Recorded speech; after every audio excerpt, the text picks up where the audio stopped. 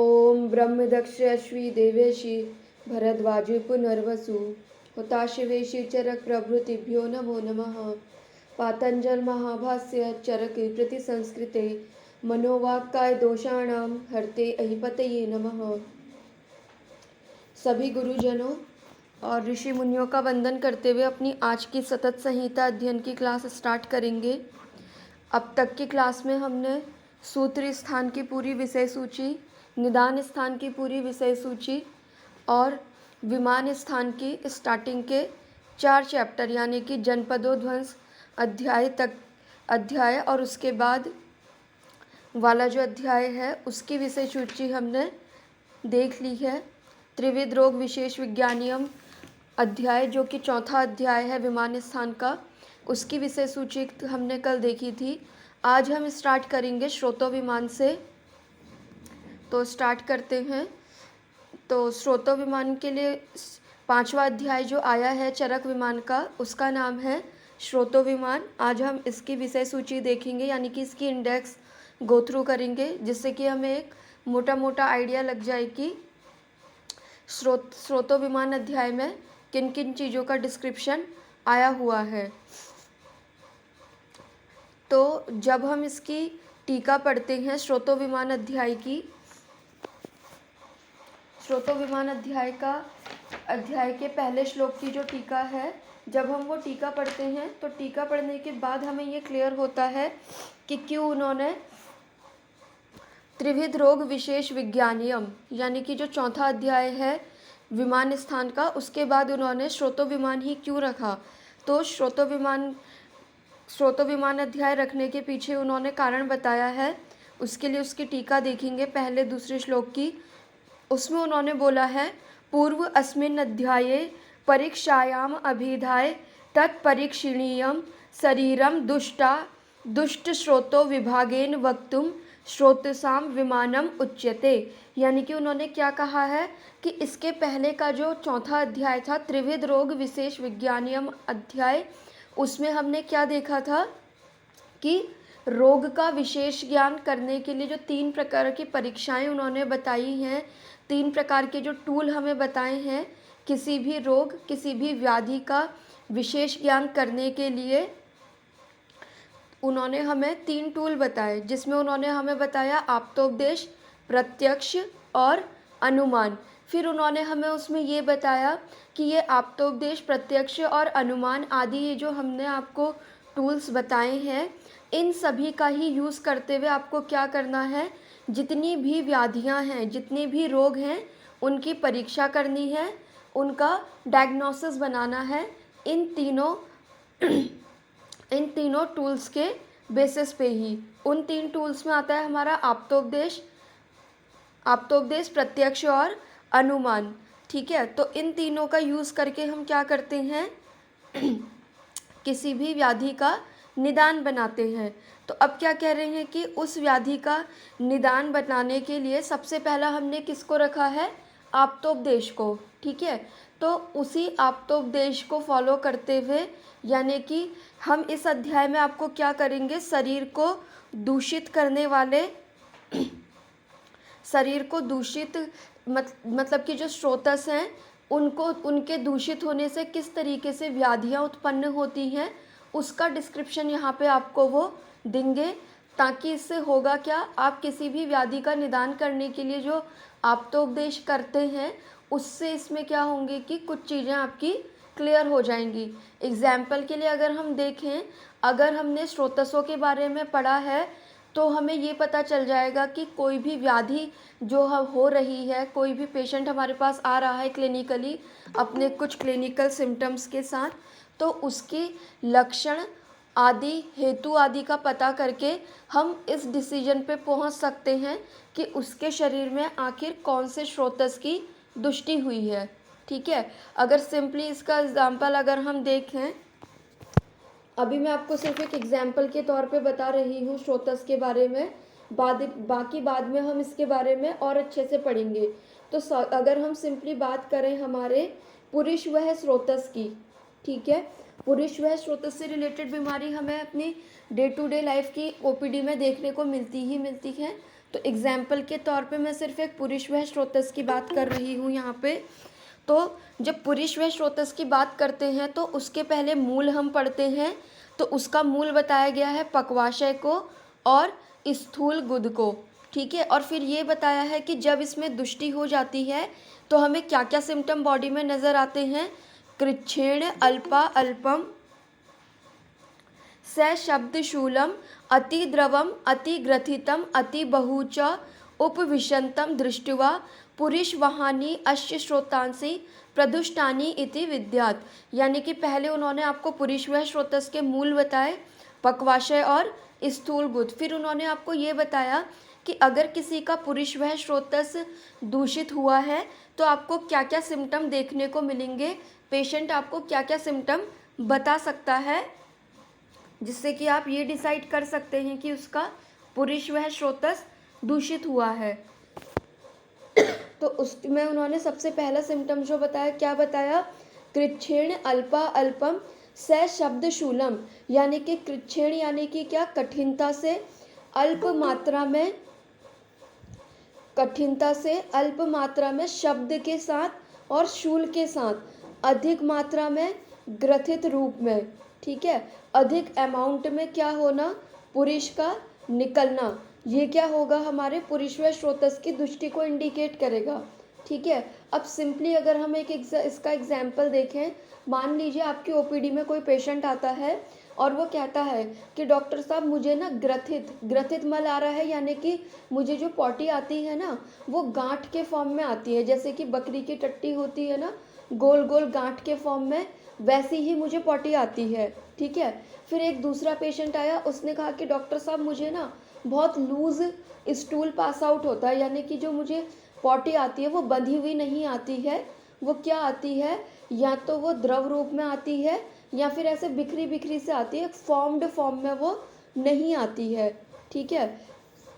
एक पेशेंट ने क्या कहा कि डॉक्टर साहब मुझे मोशन तो होता है लेकिन मोशन के साथ ना बहुत ज़्यादा गैस पास आउट होती है, ठीक है। एक ने क्या कहा, मुझे पेन के साथ स्टूल पास आउट होता है, ठीक है। तो अभी जो हमने ये पढ़ा था कि पुरुष व स्रोतस जब दूषित होता है, ठीक है, जब उसकी दृष्टि होती है तो क्या होता है, स शब्दम, ठीक है, शब्द के साथ, यानी कि क्या, अगर उसे गैस पास आउट हो रही है तो आपको पता होगा कि जब अपान वायु निकलती है, गैस पास आउट होती है तो एक साउंड आती है, ठीक है। कभी कभी नहीं भी आती है लेकिन मोस्ट ऑफ द केसेस में क्या होता है, एक साउंड आती है। तो यानी कि पेशेंट ने आपसे कहा कि मुझे गैस पास होते होते मोशन हो रहा है, तो इसका मतलब क्या है कि उसका जो मल निकल रहा है वो कैसे निकल रहा है, शब्द के साथ, ठीक है। फिर एक ने कहा कि शूल के साथ होता है, एक ने कहा कि मुझे ग्रथित यानी कि क्या, ग्रंथि के रूप में, यानी कि गुठलियों के फॉर्म में होता है,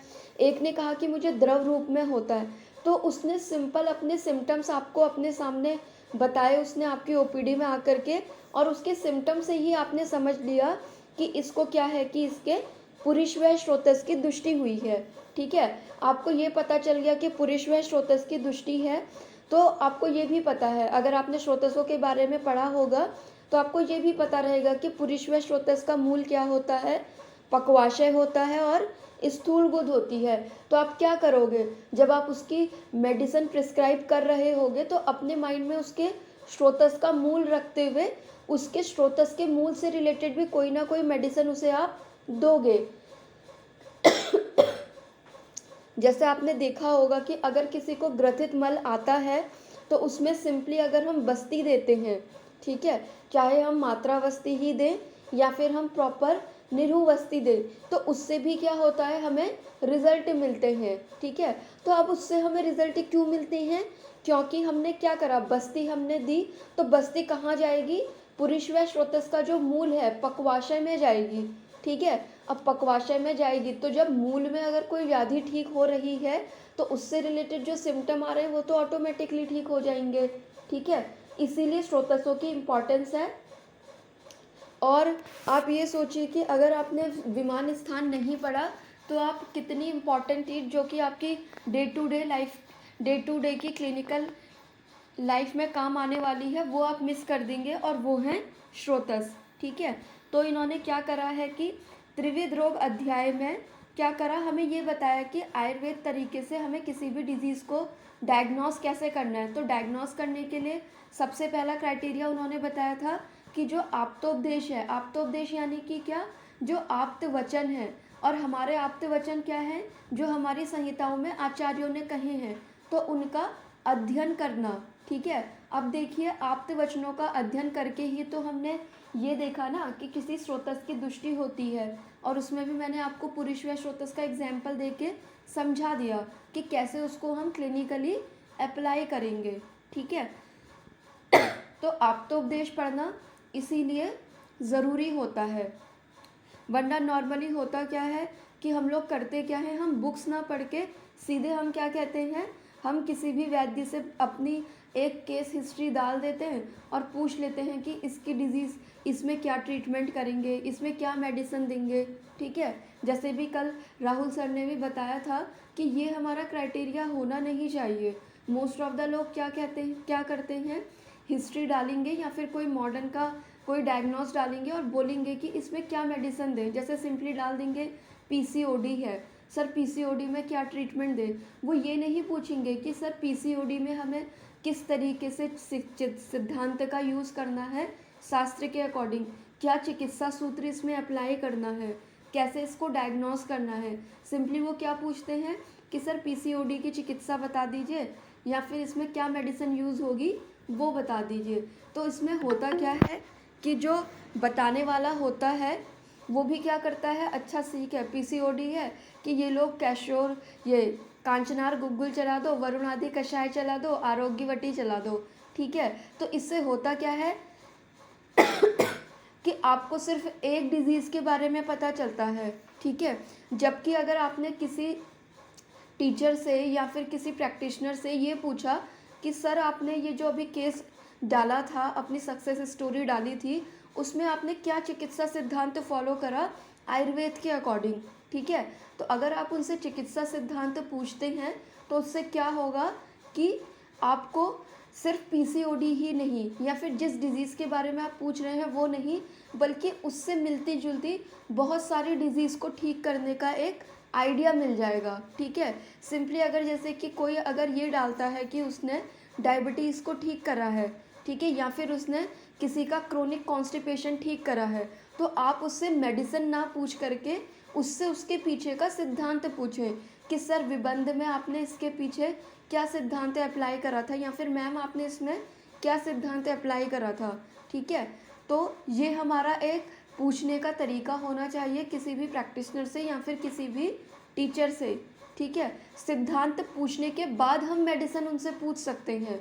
ठीक है, तो हम जैसे कि श्रोतोविमान की बात कर रहे थे, बीच बीच में जो एग्जाम्पल आ जाते हैं वो मैं आपको बता देती हूँ। ठीक है, तो श्रोतोविमान की हम बात कर रहे थे, तो श्रोतोविमान में उन्होंने ये बताया है, डिफरेंट डिफरेंट तरीके के जो स्रोतस हैं उनका वर्णन करा है, उनके भेद बताए हैं। ठीक है, सबसे पहले उन्होंने प्राणवय स्रोतस का मूल बताया है और उसकी दुष्टि के क्या लक्षण होते हैं, यानी कि अगर प्राणवय स्रोतस किसी का दूषित हो रहा है तो उससे रिलेटेड क्या सिम्टम बॉडी में मैनिफेस्टेट होंगे, उसके बारे में बताया है।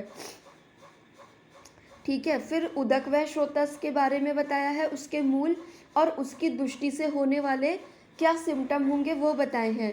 फिर अन्नवय स्रोतस, फिर रसवय स्रोतस, रक्तवय स्रोतस, मांसवय, मेदवय, अस्थिवय, मज्जावय, शुक्रवय स्रोतस के मूल और उनके दूषित होने पर क्या लक्षण बॉडी में मैनिफेस्टेट होंगे उसके बारे में बताया है। ठीक है, अब मैं इसमें आपको एक चीज़ बता दूं कि इन्होंने जो ये रस, रक्त, मांस, मेद, अस्थि, मज्जा, शुक्र, इसकी दृष्टि से होने वाले जो सिम्टम्स बॉडी में मैनिफेस्टेट होते हैं और इनकी जो चिकित्सा है उसका वर्णन जो है सूत्र स्थान में कर दिया है। ठीक है, तो आप ये सोचिए कि सारे स्थान आपस में कितने कनेक्टेड हैं। उन्हें पता था कि रस वह, रक्त वह, ठीक है, मांस वह, मेद वह, इससे रिलेटेड जो पेशेंट है वो ज़्यादा देखने को मिल सकते हैं, इसीलिए उन्होंने इसका वर्णन जो है सूत्र स्थान में ही कर दिया है। ठीक है, यहाँ पे उन्होंने इसके सिर्फ मूल बताए हैं। फिर इसके बाद मूत्रवह स्रोतस, पुरीश्वह स्रोतस, स्वेदवह स्रोतस, ठीक है, इसकी दृष्टि के क्या लक्षण होते हैं और उसकी चिकित्सा। अब सिंपली आप ये देखिए कि अगर कोई पेशेंट आपके पास यूरिन रिलेटेड कोई कंप्लेन लेकर के आ रहा है और आपको ये पता है कि मूत्रवह स्रोतस क्या होता है, उसके मूल क्या होते हैं, उसकी दृष्टि के हेतु क्या है, तो आप क्या कर सकते हैं, उसके हेतु बंद करवा सकते हैं, ठीक है। और मूत्रवह स्रोतस का जो मूल बताया गया है उस पे वर्क करने वाली मेडिसिन भी अपने प्रिस्क्रिप्शन में ऐड ऑन कर सकते हैं, ठीक है। तो इसी तरीके से क्या होता है कि आपका जो प्रिस्क्रिप्शन बनता है डे बाय डे वो एक अच्छा बनते जाता है। आपने देखा होगा कि स्टार्टिंग में जब हम प्रैक्टिस करने उतरते हैं तो हमारे पर्चे में बहुत सारी मेडिसिन होती हैं, लेकिन जैसे जैसे हमें एक्सपीरियंस होता है, जैसे जैसे हमें ये पता चलता है कि स्रोतसों का कॉन्सेप्ट क्या है, दोषों का कॉन्सेप्ट क्या है, धातुओं का कॉन्सेप्ट क्या है, हमें पता चलता है कि एक ही मेडिसिन क्या है कि बहुत सारे काम कर रही है, वो आम पाचन भी कर रही है, वो स्रोतसों का शोधन भी कर रही है, वो मल का भेदन भी कर रही है, ठीक है, वो पर्टिकुलर स्किन की अगर कोई कंडीशन है तो उस पर भी वो वर्क कर रही है। तो हम क्या करते जाते हैं, धीरे धीरे करके हमारे पर्चे में दवाइयों का अमाउंट जो है वो कम होना स्टार्ट हो जाता है, ठीक है। तो वो होने के पीछे जो कारण रहता है वो होता है हमारी कंटिन्यूअस लर्निंग, ठीक है। जितना हम कंटिन्यूअसली लर्निंग करते जाएंगे डे बाय डे, वैसे वैसे क्या है कि हमारी अज्ञानता जो है वो दूर होते जाएगी और हमारा जो पर्चा है प्रिस्क्रिप्शन का वो बहुत ज़्यादा प्रिसाइज होता जाएगा, शॉर्ट और प्रिसाइज होता जाएगा, जिसमें कि हेतु परिवर्जन, निदान परिवर्जन के बारे में ज़्यादा मेंशन होगा और मेडिसिन जो है वो नाम मात्र की रहेगी।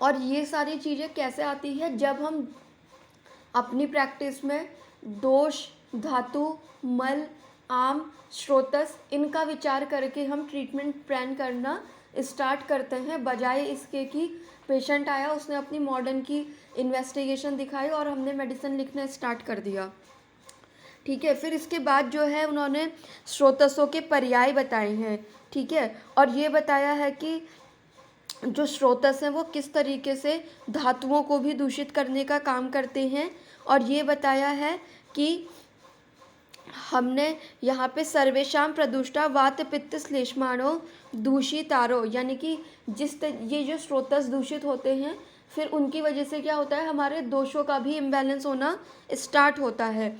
फिर उन्होंने क्या करा है कि ये जो प्राणवह, मूत्र प्राणवह हो गया, अन्नवह हो गया, उदकवह हो गया, पहले तो इनके मूल बताए, फिर उन्होंने इन स्रोतसों की दुष्टि के, यानी कि इनकी दुष्टि होने के क्या क्या कारण हो सकते हैं वो बताया, ठीक है। तो मान लीजिए आपके पास कोई पेशेंट आता है कॉन्स्टिपेशन को लेकर के, कॉन्स्टिपेशन ही मैं इसलिए ले रही हूँ क्योंकि ये बहुत कॉमन है, ठीक है। तो आपको ये तो पता चल गया कि पुरुषवह स्रोतस की व्याधि है, लेकिन आपने क्या करा, सिर्फ उसके मूल पढ़े थे और उसके विद्ध होने से क्या लक्षण होते हैं बस वो पढ़े थे, आपने ये नहीं पढ़ा था कि पुरुषवह स्रोतस की दुष्टि का कारण क्या क्या होता है, ठीक है। अगर आपने उसका हेतु नहीं पढ़ा है तो आप पेशेंट से निदान परिवर्जन नहीं करवा सकते। इसीलिए हर एक चैप्टर की, हर एक स्थान की और हर एक श्लोक की अपनी इम्पोर्टेंस है, ठीक है। फिर उन्होंने क्या करा कि इनके दुष्टि के हेतु बताए कि किस तरीके से प्राणवह स्रोतस, उदकवह स्रोतस, रसवह स्रोतस, रक्तवह स्रोतस इनकी दुष्टि होगी।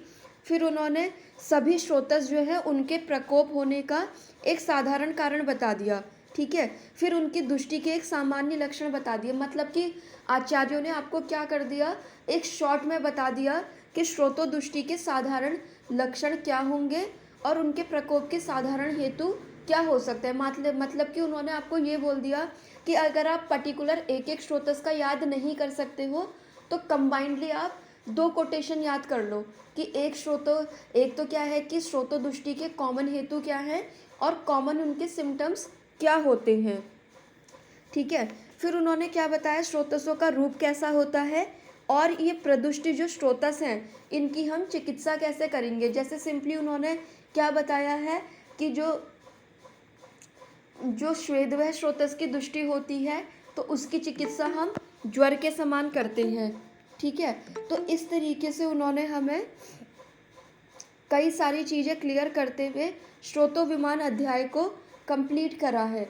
फिर श्रोतोविमान के बाद हमारा जो चैप्टर आता है वो है रोगानीकम विमानम, ठीक है। अब बात करते हैं कि श्रोतोविमान के बाद रोगानीकम विमान ही क्यों आया, ठीक है। तो इसके लिए उन्होंने इसकी टीका में क्या बताया है हमें, उसको मैं हिंदी में बता रही हूँ। जब हम चैप्टर पढ़ेंगे तो हम उसकी संस्कृत कोटेशन देखते हुए चलेंगे। तो इसके लिए उन्होंने क्या बताया है कि जिस प्रकार व्याधि का परीक्षण, यानी कि आपको याद होगा कि जब हमने 4th चैप्टर की बात करी थी, यानी कि त्रिविध रोग विशेष विज्ञानियम की बात करी थी, तो वहाँ पे हमने क्या करा था, डिजीज़ डायग्नोस करने के लिए 3 चीज़ें बताई थी। हमने सिर्फ ये तो नहीं कहा था कि सिर्फ आप आप्तोपदेश के ऊपर, आप्तोपदेश के वचन के ऊपर ही आप डिपेंडेंट रहो। हमने क्या कहा था, 3 चीज़ें बताई थी किसी भी डिजीज़ को डायग्नोस करने के लिए, आप्तोपदेश, प्रत्यक्ष और अनुमान, ठीक है, और लास्ट में युक्ति। तो उसी तरीके से उन्होंने क्या कहा है कि जिस प्रकार व्याधि का परीक्षण हम एकांतिक रूप से नहीं करते, एकांतिक रूप से नहीं करते मतलब क्या, कि हम सिर्फ आप्तोपदेश के बेसिस पे किसी भी व्याधि का परीक्षण नहीं करते हैं। हम क्या करते हैं, आप्तोपदेश के साथ साथ प्रत्यक्ष जो हमने पहले चीज़ें देखी होती हैं वो, और अनुमान के बेसिस पे, इसके बेसिस पे हम क्या करते हैं, व्याधि का परीक्षण करते हैं, व्याधि का डायग्नोस बनाते हैं। तो ठीक उसी तरीके से जो व्याधि के भेद हैं, ठीक है, यानी कि जो रोग के भेद हैं वो भी हमें एकांतिक ना करते हुए विभिन्न प्रकार से करने चाहिए। यानी कि क्या, हमारे पास जैसे ज्वर है, ठीक है, ज्वर का हम जो क्लासिफिकेशन करते हैं, उसका जो हम भेद करते हैं वो हम करते हैं दोषों के अनुसार, ठीक है। हमने दोषों के अनुसार क्या कह दिया, वातिक है, वातज है, पित्तज है, कफज है, सन्निपातज है, द्वंद्वज है, ये हमने एक क्लासिफिकेशन कर दिया। फिर उसके बाद दूसरा क्लासिफिकेशन हमने क्या करा ज्वर का, कि ज्वर 2 प्रकार का होता है, यानी कि इसके 2 भेद और होते हैं, प्राकृत और वैकृत, ठीक है। फिर हमने और उसका कर दिया, फिर हमने क्या कह दिया, साध्यता असाध्यता के बेस पे, कि साध्य होता है और असाध्य होता है, ठीक है। फिर हमने धातुओं के बेसिस पे रस धातुगत ज्वर, रक्त धातुगत ज्वर, मांस धातुगत ज्वर, मेद धातुगत ज्वर, इस तरीके से हमने क्या करा कि उनके भेदों के अलग अलग तरीके से क्या करें कि रोगों के भेद कर दिए, ठीक है। तो उसी का वर्णन करने के लिए इन्होंने रोगानिक विमान का वर्णन करा है। इस अध्याय में इन्होंने हमें ये बताया है कि कोई भी रोग है, यानी कि कोई भी डिजीज़ है, तो किस तरीके से हम उसके कितने कितने भेद कर सकते हैं। सबसे पहले उन्होंने ये बताया कि प्रभाव भेद से, ठीक है, प्रभाव भेद से कि किसी भी व्याधि के हम कितने भेद कर सकते हैं। फिर स्थान भेद से, यानी कि वो व्याधि जो है आमाशय में उत्पन्न हो रही है या फिर पक्वाशय में उत्पन्न हो रही है। फिर साध्यता असाध्यता के क्राइटेरिया पे, कि वो साध्य है या फिर असाध्य है, ठीक है। तो इस तरीके से उन्होंने ये बताया है इस रोगानिक विमान में कि जिस तरीके से हम व्याधि का परीक्षण, यानी कि व्याधि का डायग्नोसिस एकांतिक रूप से ना करके अलग अलग तरीके से करते हैं, उसी तरीके से किसी व्याधि के अगर हमें भेद करने हो तो भी हमें क्या करना चाहिए, एकांतिक विचार नहीं करना चाहिए। हमें सिर्फ उसे दोष के बेसिस पे नहीं, साध्यता असाध्यता के बेस पे भी उसकी भेद हमें करने चाहिए। अब आप सोच रहे होंगे कि ये चीज़ें आचार्यों ने क्यों करी, ठीक है। तो ये चीज़ें करने के पीछे उनका रीज़न ये रहा होगा कि उन्होंने तो क्या करा है कि कुछ कुछ व्याधियों का वर्णन करा है, और लास्ट में उन्होंने क्या बोल दिया है कि जितनी भी व्याधियाँ होती हैं वो दोषों की वजह से होती हैं, ठीक है। अब जैसे रिसेंटली जो है कोविड आकर के गया है, तो कोविड का वर्णन तो हमारे आचार्यों ने कोविड नाम से नहीं करा है, लेकिन फिर भी हमने क्या करा, कोविड का ट्रीटमेंट करा। वो कैसे करा, हमने अपने आप्तोपदेश के अकॉर्डिंग हमने उसका डायग्नोसिस बनाया, ठीक है। फिर हमने क्या करा कि उसकी भी हमने कैटेगरी रखी ना, कि अगर कोई पेशेंट कोविड का है तो कब उसको हम, मतलब उसके भी हमने भेद बता दिया अपने आयुर्वेद के अकॉर्डिंग, कि वो साध्य कैटेगरी में आएगा, असाध्य में आएगा, क्रिटिकल में आएगा, किस तरीके से आएगा, ठीक है।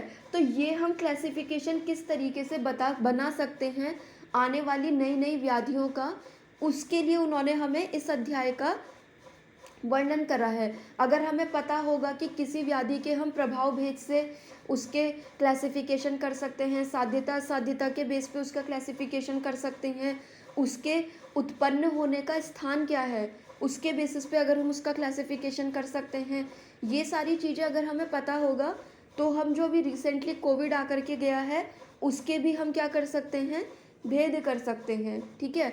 अब भेद में जैसे हम क्या कर सकते हैं, साध्यता असाध्यता के भेद पे कर सकते हैं। साध्यता असाध्यता कैसे, जैसे कि हम अपने अकॉर्डिंग उसका कुछ क्राइटेरिया रख सकते हैं कि अगर किसी पेशेंट का स्टेरॉइड चला है या फिर किसी पेशेंट का ऑक्सीजन लेवल बहुत कम हो गया है, उसको हम साध्य की कैटेगरी में रख सकते हैं, या फिर उसको कृच्छ साध्य या फिर असाध्य की कैटेगरी में रखते हुए हमने अपने अकॉर्डिंग क्या करे उसके भेद बना लिए अपने शास्त्र के अकॉर्डिंग।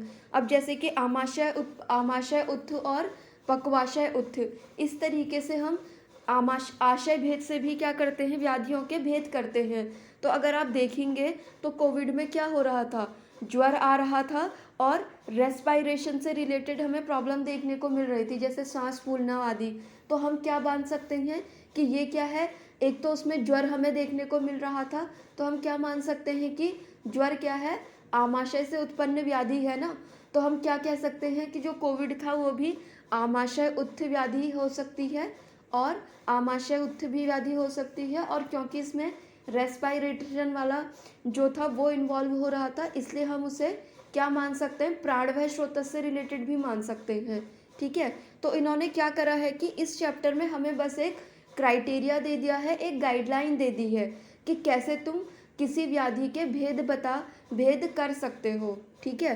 फिर उसके बाद इन्होंने ये बताया रोगानिकस्य संख्यत्वे असंख्यत्वे च युक्ति, यानी कि उन्होंने क्या बताया कि रोगों के संख्य और असंख्य होने में क्या युक्ति होती है, ठीक है। जैसे कि आपने, अगर आपको सूत्र स्थान की इंडेक्स याद होगी तो उसमें हमने 2 चैप्टर पढ़े थे, एक था हमारा महारोग अध्याय, एक था हमारा अष्ट उदरीय अध्याय। तो आपको याद होगा कि अष्ट उदरीय अध्याय में हमने क्या करा था, सिंपली हमने ये बता दिया था कि 8 भेद वाले इतने रोग होते हैं, 5 भेद वाले इतने रोग होते हैं। तो वहाँ पे हमने क्या करा था, एक लिमिटेड संख्या बता दी थी कि 8 प्रकार के उदर रोग होते हैं, 8 प्रकार के मूत्राघात होते हैं, 20 प्रकार के प्रमेह होते हैं, 20 प्रकार के कृमि रोग होते हैं, 20 प्रकार के योनि रोग होते हैं। तो ऐसे करके हमने क्या करा था, वहाँ पे उसे लिमिटेड कर दिया था, उसकी संख्या बता दी थी, ठीक है। वहीं जब हमने महारोग अध्याय पढ़ा था तो हमने क्या देखा था, ये देखा था कि वात की वजह से सुप्ति होती है, नख भेद होता है, ठीक है। जो हमने वो 80 नानात्मज विकार पढ़े थे, ठीक है। तो वो क्या था, वहाँ पे हमने 80 जो था वो नंबरिंग नहीं बताई है, लास्ट में हमने क्या बोला है कि इन 80 से ज़्यादा भी विकार उसमें हो सकते हैं जो कि वात दोष की वजह से होंगे। यानी कि वहाँ पे हमने क्या करा था, अपरिसंख्य ये टर्म यूज़ करा हुआ है, ठीक है। तो उसके पीछे क्या युक्ति होती है, इसका वर्णन इन्होंने यहाँ पे इस अध्याय में करा हुआ है, ठीक है। अब रोगों के असंख्य और संख्य होने में क्या युक्ति है, ये हम तब देखेंगे जब हम इस चैप्टर को बाद में गो थ्रू करेंगे, ठीक है। अभी हम सिर्फ इंडेक्स देखते हुए चल रहे हैं। फिर इन्होंने ये बताया है कि व्याधि नाम अपरिसंख्यत्वम दोषाणाम परिसंख्यत्वम च, यानी कि इन्होंने क्या बताया कि व्याधियों के तो नाम जो है अपरिसंख्येय हो सकते हैं, लेकिन दोष जो है वो परिसंख्येय ही है, यानी कि दोष जो है वो 3 हैं, ठीक है। वो अभी, यानी कि अभी हम आप और मैं पढ़ रहे हैं तो भी दोषों की संख्या 3 ही है। आने वाले टाइम पे हमारे जूनियर्स पढ़ेंगे तब भी वो 3 ही रहेगी। हमारे जो सीनियर्स पढ़ के गए हैं वो भी क्या पढ़ के गए हैं, दोषों की संख्या 3 ही पढ़ के गए हैं। ऐसा नहीं होगा जैसे मॉडर्न में क्या होता है कि आज कोई रिसर्च आई, कुछ दिन के बाद वो रिसर्च चेंज हो गई, लेकिन आयुर्वेद में ऐसा कभी नहीं होता है। आयुर्वेद में दोष जो थे पहले भी 3 थे, आज भी 3 हैं, आगे भी 3 ही रहेंगे, ठीक है। भले ही व्याधियों का नाम हम चेंज करते हुए चलें, ठीक है। इसी तरीके से आयुर्वेद की मेडिसिन भी है, वो पहले भी त्रिफला जो है वो पहले भी रसायन कर्म करता था, आज भी रसायन कर्म करता है, आने वाले टाइम पे भी वो रसायन कर्म ही करेगा। ठीक है, तो इसीलिए कभी भी आपको अपने शास्त्र पे डाउट नहीं करना चाहिए कि हमारे शास्त्र में जो चीज़ें लिखी गई हैं वो वर्क करेंगी भी या नहीं करेंगी। ठीक है, जैसे कभी कभी होता है ना, जैसे उन्होंने अतिसार में लिखा है, अतिसार में उन्होंने क्या लिखा है कि जो हरीत की होती है उसको पानी में बॉईल करके यानी कि शून्य करके दे दो। ठीक है, तो हमें लगता है कि यार एक हरीत की जैसी चीज़, एक हरड़ जैसी चीज़ कैसे वो लूज मोशन को रोक लेगी। ठीक है, तो वो क्या है कि आपका अपने शास्त्रों पे एक विश्वास होना चाहिए, क्योंकि आपके शास्त्र में जो लिखी हुई बात है ना वो कभी भी चेंज नहीं होती है। वो कल भी ऐसी थी, आज भी ऐसी ही है और आने वाले टाइम पे भी ऐसे ही रहेगी। बस क्या है कि आज के अकॉर्डिंग लोग आज की टर्मिनोलॉजी का यूज़ करते हुए क्या करेंगे, उस पर रिसर्च पेपर छापते रहेंगे। ठीक है, जैसे आपने देखा होगा कि कुछ टाइम पहले एक रिसर्च निकली थी, जो कि निकली थी स्टोन को लेकर के। ठीक है, स्टोन को लेकर के उन्होंने एक रिसर्च निकाली थी। उसमें क्या आया था कि अगर हम रोलर कोस्टर की सवारी करेंगे तो उससे क्या होगा कि हमारी स्टोन जो है वो निकल जाएगी, कहीं पे भी फंसी हुई होगी। तो जब आप शास्त्र में पढ़ते हैं तो उसमें भी उन्होंने क्या बताया है कि अगर किसी को अश्मरी है तो उसे क्या करो कि यान में बिठा करके यानी कि क्या, किसी भी सवारी पे बिठा करके उसे ऊबड़ खाबड़ वाले जो रास्ते हैं उसकी उसे सवारी कराओ। ठीक है, तो रोलर कोस्टर में भी क्या हो रहा है, पूरी बॉडी हिल रही है और ऊबड़ खाबड़ वाले रास्ते पे अगर आप सवारी करेंगे या आपने करी भी होगी ऑटो वगैरह की सवारी, तो देखा होगा ना कि बॉडी कैसे अंजर पंजर पूरे उसके हिल जाते हैं। ठीक है, तो वो वाली रिसर्च जो है आई थी। ठीक है, तो इसीलिए आपको बोला गया है कि शास्त्रों में जो लिखा गया है उस पर आपका पूर्ण विश्वास होना चाहिए कि जो चीज़ लिखी है तो वो वैसी वर्क करती ही करती है। ठीक है, ये हमारी गलती है कि हम उसे प्रॉपरली अप्लाई नहीं करवा पाते हैं। सर आपका कोई क्वेश्चन है क्या?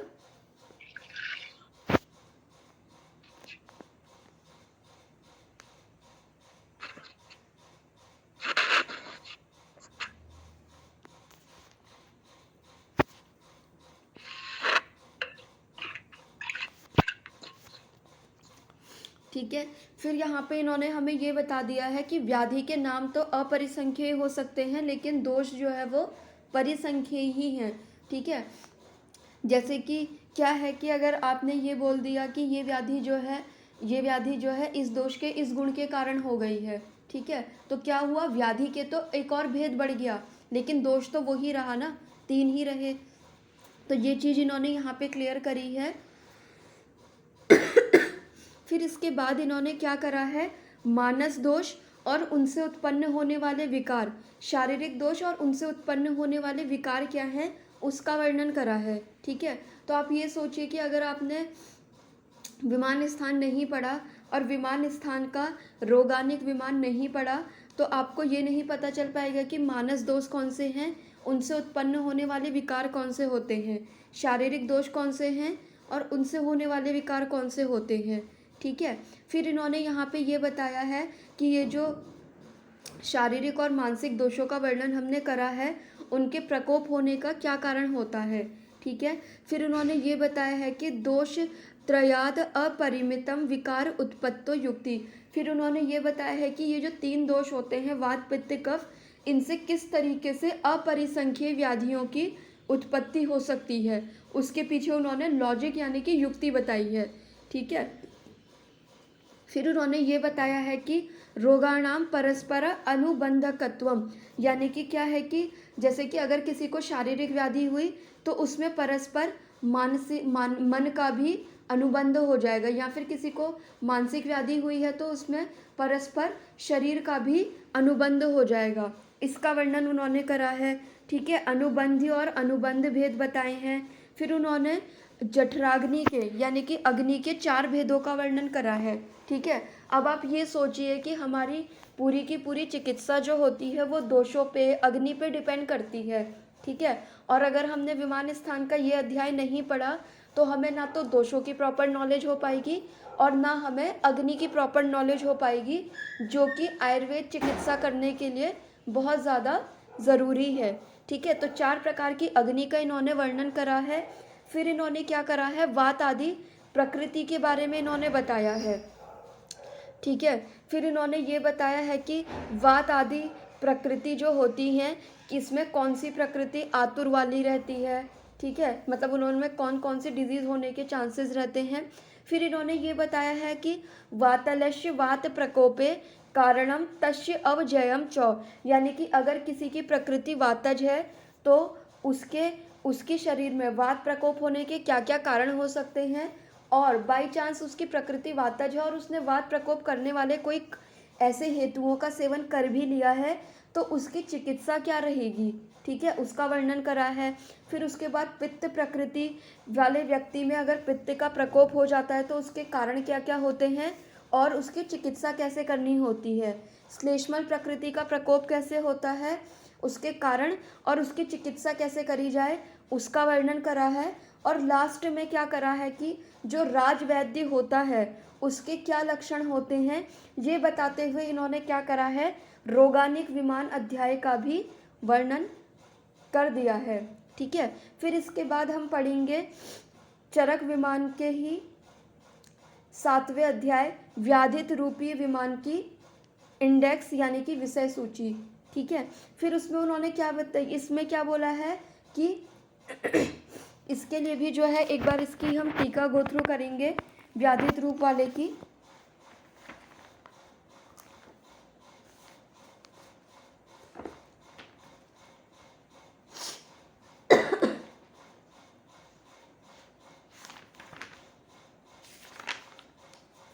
देखिए, व्याधित रूप विमान अध्याय की अगर हम टीका देखेंगे तो उसमें उन्होंने क्या बताया है, पूर्व अध्याये व्याधि प्रतिपाद्यम व्याधितस्य पुरुषस्य भेदम चिकित्सा उपयोगिता प्रतिपादयुतुम तथा तत्प्रसंगाच कृमीन प्रतिपादयुतुम व्याधित रूपियो अभिधीयते। अब देखिए, इस अध्याय की अगर मैं आपको समरी बताऊं तो इसमें हमें क्या बताए हैं, 2 प्रकार के पुरुष बताए हैं, यानी कि 2 प्रकार के पुरुष बताए हैं जो कि हमारे पास आ सकते हैं हमारी ओपीडी में।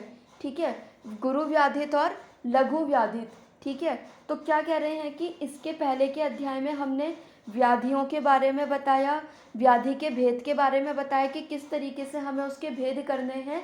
अब क्या है कि उस व्याधि के भेद जानने के बाद जो व्याधि होगी, यानी कि जो व्याधित पुरुष है, जिस व्यक्ति में वो व्याधि हो रही है या फिर रोग हो रहा है, उस पुरुष के कितने भेद हो सकते हैं, उसका वर्णन करने के लिए मैं क्या कर रहा हूँ कि इस व्याधित रूपी अध्याय की व्याख्या कर रहा हूँ। क्यों कर रहा हूँ, क्योंकि इसकी चिकित्सा में उपयोगिता है। ठीक है, अब चिकित्सा में इसकी उपयोगिता किस तरीके से है, इसको मैं इन जनरल आपको समझा रही हूँ शॉर्ट में। ठीक है, तो देखिए, जब हम ये अध्याय पढ़ते हैं तो इसमें हमें 2 प्रकार के व्याधित पुरुषों का वर्णन देखने को मिलता है।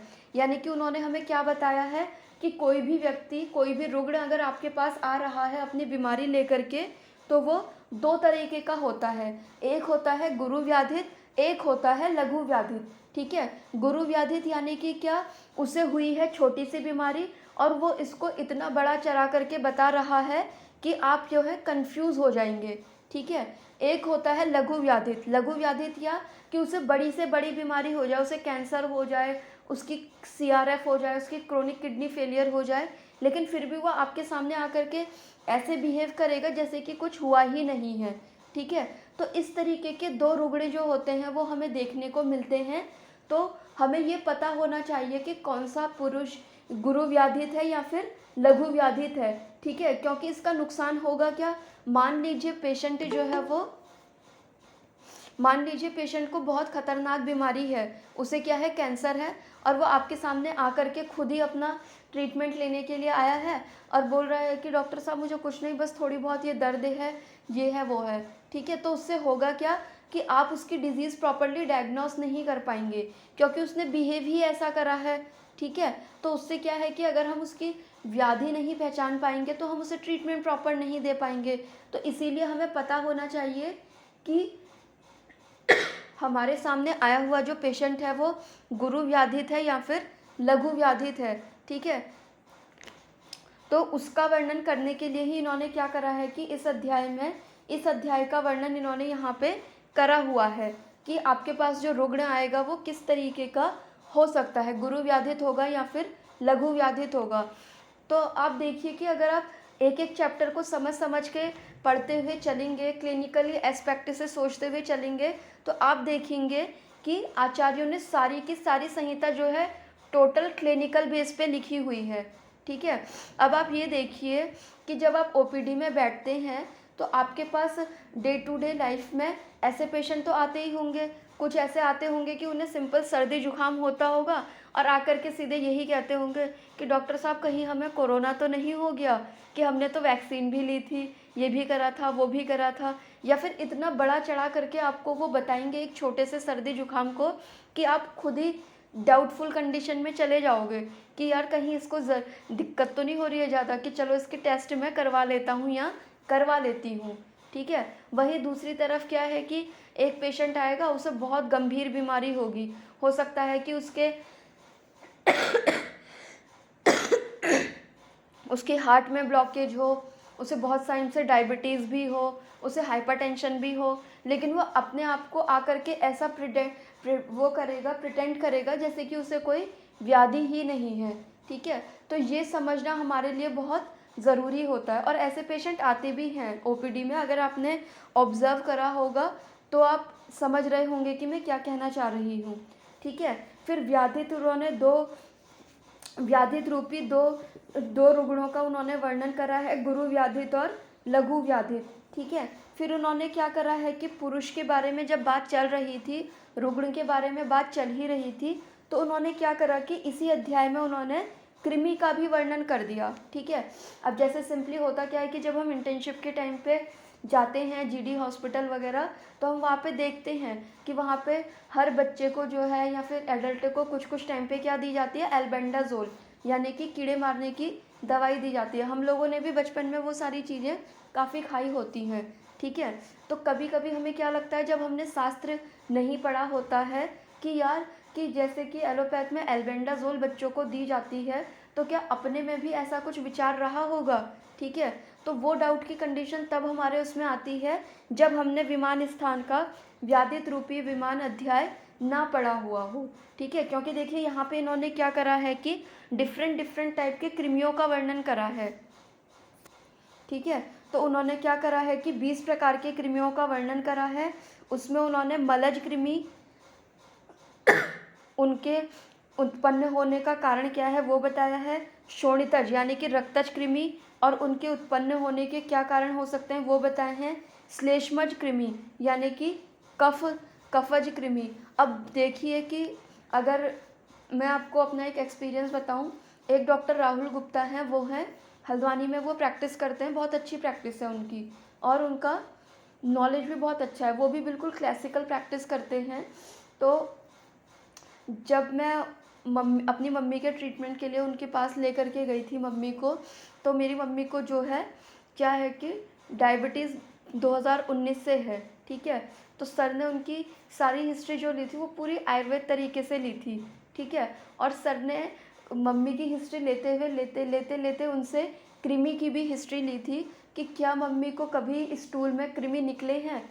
ठीक है, तो मम्मी ने उनका आंसर करा था कि हाँ, कि मुझे कृमि भी निकले थे। ठीक है, तो ये है कि हमारे शास्त्रों में कृमियों का भी वर्णन आया है और ये हमें कब पेशेंट से पूछना है ये भी हमें पता होना चाहिए। अब सिंपली देखिए श्लेष्मज कृमि का वर्णन इन्होंने यहाँ पे करा हुआ है, तो श्लेष्मज कृमि आप कहाँ कहाँ पूछ सकते हैं।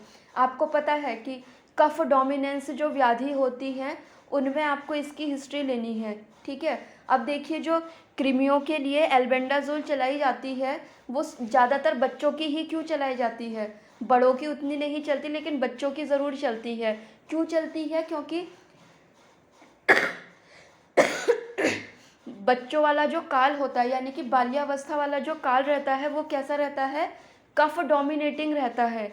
ठीक है, और यहाँ पे उन्होंने हमें श्लेष्मज कृमियों का वर्णन भी करा हुआ है। अब मेरी मम्मी से पूछने का रीज़न उनका क्या रहा होगा, क्योंकि मम्मी ने हिस्ट्री दी थी प्रमेह की।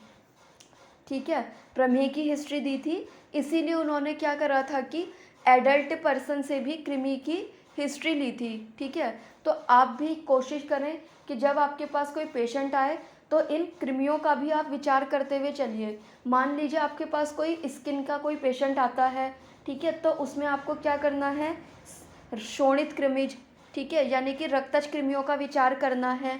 फिर इसके बाद क्या कह रहे हैं, पुरुषाजानाम कृमिणाम, यानी कि पुरुष की वजह से होने वाले जो कृमि होते हैं, ठीक है। फिर कृमि रोगों की संक्षेप में चिकित्सा बताई है, और चिकित्सा क्या बताई है, अपकर्षण, प्रकृति विघात और निदान परिवर्जन, ठीक है। इसमें क्या है, अपकर्षण यानी कि क्या, जो कृमि हमें बाहर से नज़र आ रहे हैं, जैसे कि क्या होता है कि हमारे सिर में जो जूं पड़ जाती है, ठीक है, वो भी क्या है, एक तरीके से कृमि है, ठीक है। या फिर किसी और तरीके के कृमि अगर हमारे शरीर में पड़ रहे हैं जिनको कि हम बाहर से ही निकाल सकते हैं, जैसे कि एग्जाम्पल मैंने दिया आपको जूं, ठीक है, तो उसके लिए क्या बोल दिया इन्होंने, अपकर्षण, ठीक है। इसके अलावा आपने अगर शिरोरोग पढ़ा होगा और उसमें भी कृमिज शिरोरोग पढ़ा होगा, ठीक है, तो उसमें उन्होंने क्या बोला है कि कृमिज शिरोरोग में आपको रक्त का नश्य देना है, ठीक है। और उन्होंने क्या बताया है कि रक्त का नश्य देने से क्या होता है कि जो कृमि सिर पे गया होता है वो क्या होगा कि अट्रैक्ट होकर के, यानी कि रक्त के अट्रैक्शन में वो क्या होगा कि नाक के थ्रू बाहर को निकलना स्टार्ट होंगे, और नाक के थ्रू जैसे ही वो बाहर को निकलेंगे वैसे ही आपको क्या करना है, एक इंस्ट्रूमेंट से पकड़ करके उनको अपकर्षण कर लेना है, यानी कि उनको बाहर की तरफ खींच लेना है, ठीक है। तो ये तो हो गया अपकर्षण। फिर आता है प्रकृति विघात। प्रकृति विघात यानी कि क्या, कृमियों की जो प्रकृति उन्होंने बताई है, या फिर जो जो इन्वायरमेंट बताया है कि इस इन्वायरमेंट में ये कृमि उपजते हैं, उसको ही हम क्या करेंगे, उस इन्वायरमेंट को ही चेंज कर देना, यानी कि प्रकृति का विघात करना, उनके अपोजिट वहाँ पे प्रकृति क्रिएट कर देना, ठीक है। फिर इसके बाद हमने क्या बताया कि कृमिघ्न भेषज का यूज़ करना। ऐसा करते हुए उन्होंने क्या करा है कि इस व्याधित रूपी अध्याय के भी समाप्त कर दिया है।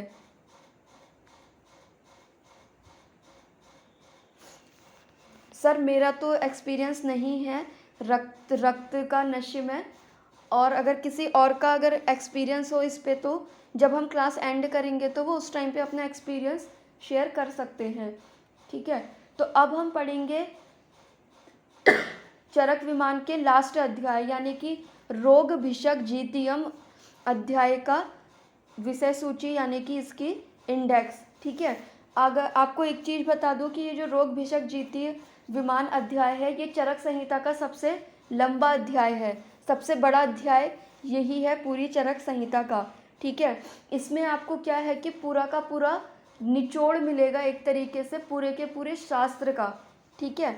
तो देखिए इसमें सबसे पहले उन्होंने क्या बताया है कि ग्रंथ की परीक्षा कैसे करनी चाहिए, ठीक है, मतलब कि कोई भी ग्रंथ हमें पढ़ना है नहीं पढ़ना है उसकी परीक्षा हमें कैसे करनी चाहिए, ठीक है। अब मैं आपको पहले ये चीज़ क्लियर कर दूं कि लास्ट अध्याय उन्होंने रोग भिषक जीती, अध्याय का नाम यही होने का कारण क्या है, ठीक है। तो इसके लिए जब हम पढ़ते हैं इसकी टीका तो वहाँ पे हमें देखने को मिलता है कि 8वें अध्याय में उन्होंने ऐसा क्यों करा है। तो उन्होंने क्या करा है, जैसा कि आपको पता है विमान स्थान क्या है कि किसी भी चीज़ का विशेष ज्ञान कराने वाला, ठीक है। ये चीज़ हमने कल ही पढ़ ली थी जब हम इसकी शुरुआत कर रहे थे। विमान यानी कि क्या, विशेष ज्ञान कराने वाला एक तरीके से, ठीक है। तो क्या कह रहे हैं कि विमान स्थान के जो अब तक के 7 अध्याय हमने पढ़े हैं उसमें हमने क्या पढ़ा है कि रस के बारे में, दोष के बारे में, दूष्य हो गया, विकार हो गया, इनके विशेष ज्ञान के बारे में हमने पढ़ा हुआ है, ठीक है। अब क्या है कि एक अच्छा वैद्य जो है अगर उसको इन सब चीज़ों का ज्ञान हो गया है, ठीक है, लेकिन उसे ये नहीं पता कि एक अच्छा वैद्य कैसे कौन होता है, कैसे अच्छा वैद्य डे टू डे लाइफ में अपनी नॉलेज को इन्हेंस कर सकता है, अगर उसे यही चीज़ें उसे नहीं पता होंगी तो वो क्या है कि एक अच्छा वैद्य नहीं बन सकता है, ठीक है। तो एक चिकित्सक एक अच्छा वैद्य कैसे बने, कैसे वो दिन प्रतिदिन अपनी नॉलेज को इन्हेंस करते रहे, उन सब चीज़ों का वर्णन करने के लिए इन्होंने क्या करा है कि रोग भिषक जीतीयम इस अध्याय का वर्णन करा हुआ है। यानी कि इस अध्याय को पढ़ने के बाद क्या है कि आप क्या करेंगे, रोग को जीतने वाले, ठीक है, रोग को जीतने वाले बन जाएंगे। और क्यों बन जाएंगे? क्योंकि इसको पढ़ने के बाद आपको क्या पता चल जाएगा? रोगों का विशेष ज्ञान हो जाएगा, ठीक है। किस तरीके से आपको ट्रीटमेंट में अप्रोच करनी है, उन सब चीज़ों का वर्णन आपको मिल जाएगा। कैसे आप एक अच्छे वैद्य बन सकते हैं, उसका वर्णन यहाँ पे मिलेगा, ठीक है। तो क्या कह रहे हैं कि जिस व्यक्ति को वैद्य बनने की इच्छा हो, या फिर जो चाहता है कि मैं आयुर्वेदिक ट्रीटमेंट बहुत अच्छे तरीके से करूं, उसको तो ये रोग भिसक जीती अध्याय पढ़ना ही पढ़ना चाहिए। तो इसमें अध्याय में उन्होंने क्या क्या चीज़ें बताई है वो अब हम एक बार सुपरफिशियली देखेंगे। सबसे पहले उन्होंने इसमें ग्रंथ की परीक्षा बताई है, ठीक है। कई बार होता है ना कि हमें डाउट रहता है कि यार हम ये ग्रंथ पढ़े ना पढ़ें, एलोपैथ पढ़े ना पढ़ें, ठीक है, ये वाला शास्त्र पढ़े ना पढ़ें, ठीक है, दर्शन शास्त्र पढ़े ना पढ़ें। तो ग्रंथ की परीक्षा उन्होंने बताई है कि कौन सा ग्रंथ जो है वो पढ़ने लायक है। फिर उन्होंने आचार्य की परीक्षा बताई है। आचार्य की परीक्षा यानी कि क्या? अब आप कोई ग्रंथ पढ़ रहे हैं तो उसको आपको किस आचार्य से पढ़ना चाहिए, यानी कि आपका गुरु कैसा होना चाहिए, उसके लिए वहाँ पे उन्होंने गुरु के गुण बता दिए हैं। फिर उन्होंने क्या बताया है कि शास्त्र ज्ञान के उपाय क्या हैं, यानी कि कोई भी शास्त्र अगर हम पढ़ रहे हैं तो उससे हमें ज्ञान प्राप्त हो सके, उसके उपाय क्या क्या हैं, ठीक है। जैसे मान लीजिए अगर आप चरक संहिता पढ़ रहे हैं, या फिर आप सुश्रुत संहिता पढ़ रहे हैं, या फिर आप अष्टांग हृदय या फिर अष्टांग संग्रह पढ़ रहे हैं, ठीक है। चलिए आप शास्त्र नहीं पढ़ रहे हैं, आप पर्टिकुलर कोई टॉपिक पढ़ रहे हैं, तो वो टॉपिक आपको बहुत अच्छी तरीके से आ जाए, ठीक है। तो ज्ञान उपाय के उन्होंने उपाय बताए हैं। उन्होंने क्या बोला है? अध्ययन, यानी कि अगर आपको किसी चीज़ का ज्ञान लेना है, जैसे कि मैं आपसे बोलती हूँ कि आप दोषों के बारे में बहुत अच्छे से ज्ञान प्राप्त करो, क्योंकि बिना दोषों का ज्ञान करे हम कोई भी डिजीज़ ठीक नहीं कर सकते हैं, ठीक है। तो आप सबसे पहले क्या करेंगे? अध्ययन करेंगे, यानी कि आप शास्त्र से जा कर के जहाँ जहाँ दोष हैं, जहाँ जहाँ दोषों का डिस्क्रिप्शन आया है, वहाँ वहाँ से दोषों के बारे में पढ़ेंगे, ठीक है। आपने पढ़ लिया, अध्ययन आपने कर लिया। फिर उसके बाद आपको क्या करना है? अध्ययन के बाद अध्यापन करने के लिए बोला गया है, ठीक है। उन्होंने बोला है कि अगर आपको अपने ज्ञान को अच्छा करना है तो आप अध्ययन करो, अध्यापन करो, और उसके बाद तद्वित संभाषा करो। यानी कि जैसे आज मैंने आपको कुछ पढ़ा लिए, आज मैंने कुछ पढ़ा, फिर मैंने आपको क्या करा? वो चीज़ पढ़ाई, ठीक है। फिर उसके बाद हमने क्या करा? उसके ऊपर तद्वित संभाषा करी। जैसे कि आजकल हमारे ग्रुप में चल रहा है ना कि हम लोग क्या कर रहे हैं, हर कोई एक एक श्लोक शेयर कर रहा है, और उसके बाद क्या कर रहे हैं कि उसको मैं एक्सप्लेन कर रही हूँ। उसके बाद अगर किसी की कोई क्वेरी हो रही है तो वो क्वेरी कर रहा है, और एक तरीके से उसमें क्या हो रहा है? तद्वित संभाषा हो रही है, ठीक है। तो ये क्या है कि ज्ञान प्राप्त करने के सबसे अच्छा तरीका है, ठीक है। इसीलिए मैं आप सबसे बार बार कह रही हूँ कि आप लोग अगर उसमें डे बाय डे अगर श्लोक शेयर करेंगे तो उससे होगा क्या? एक तो अगर आपके श्लोक के ऊपर किसी की क्वेरी आती है तो आप क्या करोगे? जा कर के उसे दोबारा और अच्छे से पढ़ोगे। क्यों पढ़ोगे? क्योंकि आपको उस बंदे का आंसर करना है, ठीक है। अगर आपने उसका आंसर करा और वो आपके आंसर से सेटिस्फाई नहीं हुआ, या फिर किसी दूसरे वैद्य ने बोला कि आप जो आंसर कर रहे हो वो ऐसा ना हो करके ऐसे होगा, तो उससे क्या होगा? एक तरीके से संभाषा हो जाएगी वहाँ पे ग्रुप में ही। तो और क्या भी बोला गया, अगर आप अग्रद्रव्य देखेंगे तो तद्वित संभाषा को क्या बोला गया है?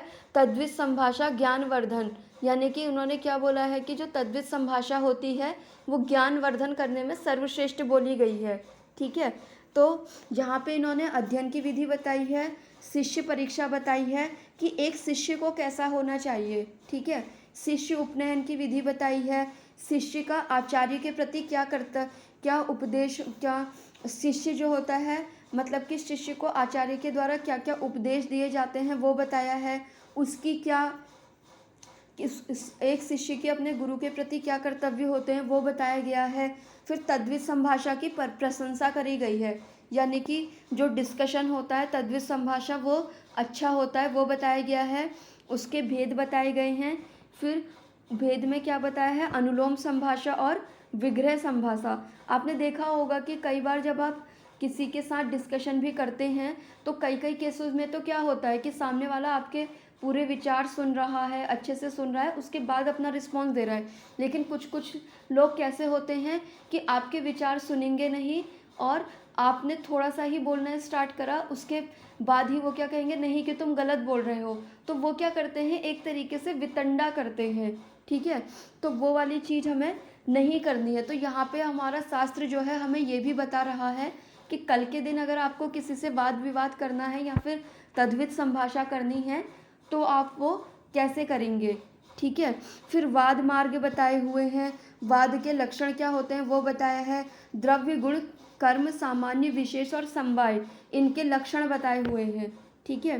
फिर प्रतिज्ञा क्या है उसके बारे में बताया गया है, स्थापना क्या है, प्रतिष्ठा क्या है, हेतु क्या होता है, दृष्टांत क्या है, उपनयन, उत्तर, सिद्धि क्या है, शब्द क्या होता है, प्रत्यक्ष, अनुमान, ऐतिह्य ये क्या है, इन सब चीज़ों के बारे में बताया है।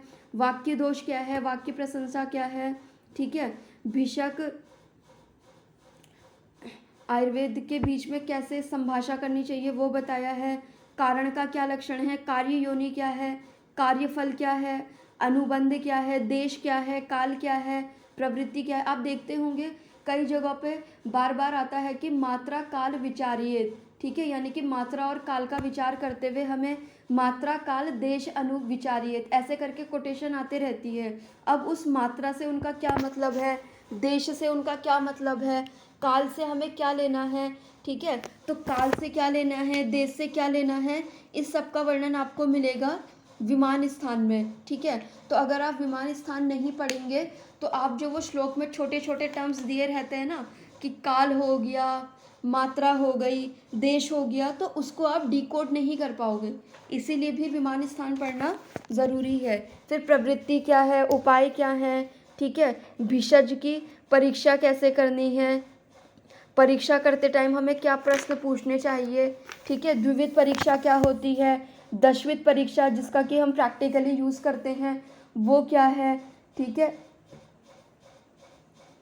फिर उसके बाद आतुर की प्रकृति क्या है, श्लेष्मल प्रकृति के क्या लक्षण होंगे, संसर्ग प्रकृति के, विकृति की अनुसार देह की परीक्षा कैसे करेंगे, सार कैसे देखेंगे, आहार शक्ति, व्यायाम शक्ति, इन सब चीज़ों के बारे में बताया है। फिर ऋतु भेद से काल का वर्णन करा गया है। वमन आदि की प्रवृत्ति निवृत्ति कैसे होती है, वमन द्रव्यों का संग्रह किस तरीके से करा जाए वो बताया है, विरेचन द्रव्यों का संग्रह कैसे हो ये बताया है। फिर इसमें डिफरेंट डिफरेंट टाइप के स्कंद बताए हैं, स्कंद यानी कि ग्रुप बताए हैं, जैसे कि अम्ल स्कंद हो गया, लवण स्कंद हो गया, कटु स्कंद हो गया, तिक्त स्कंद हो गया और कषाय स्कंद हो गया। क्योंकि देखिए हमारी जो पूरी चिकित्सा चलनी है वो इन रसों के ऊपर ही चलनी है, मधुर, अम्ल, लवण, कटु, तिक्त और कषाय। तो इसमें क्या क्या चीज़ें आती हैं उसका वर्णन इन्होंने यहाँ पे अम्ल स्कंद, लवण स्कंद इस विमान स्थान में करा है, ठीक है। फिर इन सब द्रव्यों का वर्णन करते हुए लास्ट में शिरोविरेचन द्रव्य, अनुवासन द्रव्य इनका वर्णन करते हुए इन्होंने इस अध्याय को समाप्त करा है। तो यानी कि क्या, विमान स्थान का जो 8वां अध्याय है वो आपको बहुत सारी चीज़ें बताता है, ठीक है। एक गुरु कैसा हो, एक शिष्य कैसा हो, ठीक है। काल का मतलब क्या है, ठीक है, काल का मतलब क्या है, देश से हमें क्या लेना है, ठीक है। इसके अलावा क्या है, दसवीं परीक्षा क्या है, ठीक है। इसके अलावा अम्ल स्कंद में क्या आएगा, ऋतु भेद से काल के कितने विभाग करे गए हैं, इन सब चीज़ों का वर्णन करते हुए उन्होंने विमान स्थान को ख़त्म करा है। अब विमान स्थान के बाद शारीर स्थान जो है उसकी इंडेक्स जो है हम कल देखेंगे। अगर किसी की कोई क्वेरी होगी तो वो ग्रुप में शेयर कर दीजिएगा या पर्सनल मैसेज कर सकते हैं।